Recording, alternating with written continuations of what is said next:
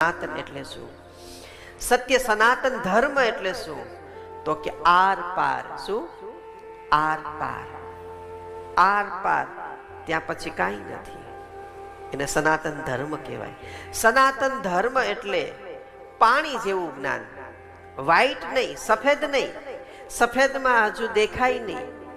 સમજો કે આ સફેદ વસ્ત્ર ઉપવસ્ત્ર છે તો કાશ હું આમ તમને ઓઝલ કરું, ગુજરાતીમાં લાજ કહીએ ને, જો લાજ કાઢું આવી રીતે તો થોડુંક દેખાય નહીં, મને આછું દેખાય. બોલો હા કે ના?